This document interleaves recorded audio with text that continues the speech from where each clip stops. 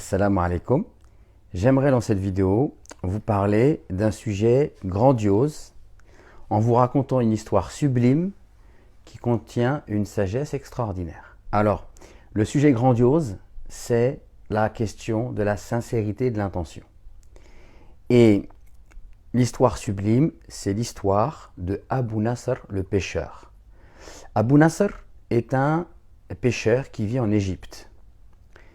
Et il traverse une période difficile parce qu'il pêche très très peu de poissons et donc il a de plus en plus de mal à nourrir sa famille.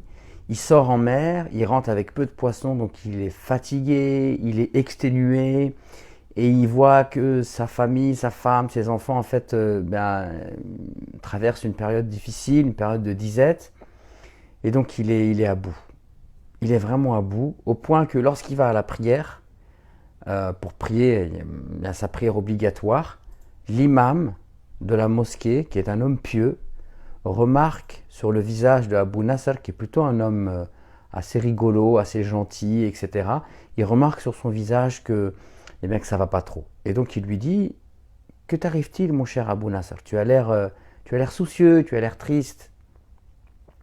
Et en cela, il suit la tradition du prophète, alayhi salatu wassalam, parce que le prophète, il a éduqué les musulmans à être solidaires et à être fraternels. Et d'ailleurs, le prophète dit que l'exemple des croyants dans leur fraternité, etc., dans leur mathal mu'minin, fi tawaddihim wa tarahumihim wa ta'atufihim, c'est l'exemple des croyants dans leur miséricorde, leur affection, leur solidarité, etc. C'est comme l'exemple d'un seul corps. S'il y a un membre qui souffre, c'est tout le reste du corps qui souffre par l'insomnie et la fièvre. Donc finalement, cet imam, il suit la sunna du prophète, et il va s'enquérir de la situation et de l'état de son frère, Abu Nasr, qui a l'air de ne pas aller très bien. Donc il lui dit, qu'est-ce qui t'arrive? T'as pas l'air d'être très bien et tout. Et Abu Nasr lui dit, écoute, je ne sais pas ce qui se passe, mais en ce moment, on pêche très très peu de poissons et ça devient de plus en plus difficile et tout. Et là, l'imam, il lui dit, écoute, moi, je vais te montrer un secret spirituel. Prends tes filets, viens avec moi. Donc ils vont tous les deux devant le port. Et là, l'imam regarde Abu Nasr et lui dit, écoute-moi bien. Tu vas faire 2 rak'at, maintenant tout de suite, dans lesquels tu vas poser ton front par terre. Et lorsque tu auras ton front par terre, tu demanderas à Allah subhanahu wa ta'ala de te permettre de pêcher du poisson. Et tu lui demanderas sincèrement, avec la certitude qu'il va t'exaucer. Et tu t'appliqueras à prier cette prière avec la concentration et le khushu', la dévotion, l'humilité la plus grande que tu puisses donner. Donc Abu Nasr, il s'exécute après avoir été motivé comme jamais par l'imam. Et une fois qu'il salue, il lui dit, maintenant lève-toi et jette ton filet dans la mer tout de suite là, avec une grande détermination. Et donc il jette son filet et peu de temps après, Masha'Allah, il pêche 2 énormes poissons. Là, Abu Nasr, il n'en revient pas, etc. Et il lui dit, tu vois, regarde, ça c'est le pouvoir de la sincérité. C'est toi qui as fait de dua, c'est pas moi, c'est toi qui as prié, c'est toi qui as lancé, c'est toi qui as réveillé ton cœur et qui l'as connecté à Allah, et Allah il t'a exaucé. Et là, Abu Nasr, il veut prendre un poisson et il veut l'offrir à l'imam. Et là, l'imam, il devient rouge de colère et il dit, mais t'as pas compris, moi j'ai pas fait ça pour que tu me récompenses. J'ai fait ça sincèrement pour Dieu. Et c'est parce que j'ai été sincère que ça a marché. C'est parce que j'ai été sincère que tu as écouté mon conseil. Et c'est parce que tu as été sincère dans ta demande que Allah est exaucé. Tu n'as donc rien compris. Et l'imam s'en va. Et Abu Nasr, il est un petit peu abasourdi. Il ne comprend pas trop la réaction de l'imam, qu'il juge un petit peu excessive. Et Ma'lish, l'imam s'en va. Il a ses 2 poissons. Et donc il va les vendre au marché, il récolte de l'argent, et avec l'argent il va acheter de la nourriture. Il va acheter de la nourriture, il va acheter 2 sacs de nourriture dans lesquels il y a des beignets. Et sur le retour il passe, et il croise des pauvres. Une femme pauvre et un enfant pauvre, qui sont chacun d'un côté de la rue. Donc l'enfant est à sa droite et la femme est à sa gauche. L'enfant ziote le sac qui est à sa droite, avec des beignets, et la femme ziote le sac qui est à sa gauche. Et Abu Nasr, quand il voit ces pauvres-là, qui sont encore bien plus pauvres que lui, et qui voit cet enfant, et qui voit cette femme, eh bien, son cœur est pris d'une compassion telle que sans réfléchir, il pose les 2 sacs. Le plus sincèrement possible, il pose les 2 sacs, il donne un sac à l'enfant et un sac à la mère. Et ces gens-là sont tellement dans le besoin qu'ils se jettent sur les sacs, ils mangent, ils disent merci et ils versent des larmes. Et là, Abou Nasser rentre chez lui et sur le chemin, il se dit « Oh, j'ai été bête, j'aurais peut-être en gardé un peu pour moi, etc. » Et puis, il est tellement fatigué qu'il rentre chez lui, il dort. Il s'endort profondément et là, il est réveillé par le bruit de quelqu'un qui crie son nom dans le quartier. « Où est Abou Nasser le pêcheur? Est-ce que quelqu'un connaît Abou Nasser le pêcheur?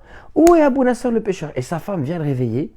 Elle lui dit « Écoute Abou Nasser, réveille-toi car il y a quelqu'un qui fait un grand boucan dans le quartier et qui cherche après toi. Va voir donc ce qu'il veut. » Abou Nasser met son qamis, il sort dehors à la rencontre de cette personne et lui dit « Je suis Abou Nasser le pêcheur, que me veux-tu » Il lui dit « Est-ce que ton père s'est bien foulé à les foules ?» Il dit « Oui, ça c'est bien mon père et il travaillait dans tel quartier, il avait un magasin, etc. » Il dit « Bah écoute, j'avais une dette envers lui et quand il est décédé, j'ai pas pu le rembourser. Maintenant j'ai cet argent, tu es donc son seul héritier, voilà l'argent. » Et donc Abou Nasser se retrouve avec une somme d'argent eh bien assez importante qui va lui permettre donc carrément d'ouvrir un commerce et de faire beaucoup d'argent. Et finalement, il se dit, regarde, j'ai donné les beignets aux pauvres et Allah, me l'a remplacé par ce qui est meilleur, donc il est très content. Et donc finalement, qu'est-ce qui se passe? Il se passe qu'il devient assez riche et qu'il continue comme ça à être réputé pour être quelqu'un de très généreux avec les pauvres. Il donne, il donne, il donne, il donne. Donc tout va bien pour lui, sauf qu'un jour, il fait un rêve. Et quand il rêve, eh bien, il rêve qu'il est devant un ange. Et devant cet ange, il y a une balance. Et lui, cette balance se trouve entre lui, Abou Nasser, et cet ange. Et dans la balance, il y a ses mauvaises actions et ses bonnes actions. Et il s'avère que ces mauvaises actions sont plus lourdes que ses bonnes actions. Et là, il ne comprend pas. Il dit, mais où sont toutes les aumônes que j'ai faites pour les pauvres?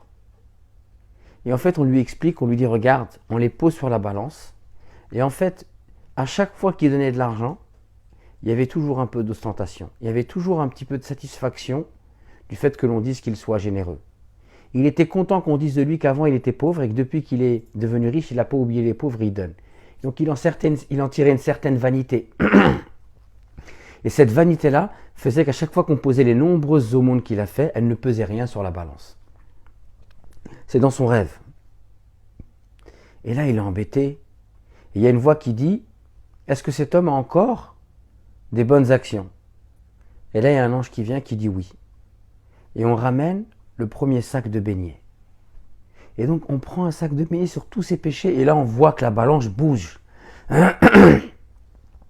On ramène un deuxième sac de beignets, le deuxième sac de beignets, et on voit que la balance bouge, qu'elle se rétablit. Et maintenant, ses bonnes actions et ses mauvaises actions sont au même niveau. Et on dit, est-ce qu'il reste encore quelque chose? Et là, on ramène la larme que l'enfant a versée, ainsi que la larme que la mère a versée, et on pose ça sur la balance. Et là, on sent qu'elles ont un poids immense et qu'elles font pencher la balance du bon côté. Et c'est sur cela que Abou Nasser va se réveiller de son rêve et qu'il prendra la décision de corriger son intention et de faire des dons, mais dans le secret le plus absolu. Donc voilà une histoire qui comporte donc une sagesse extraordinaire. Cette sagesse, c'est que sans la sincérité, alors nos actions ne valent pas grand-chose.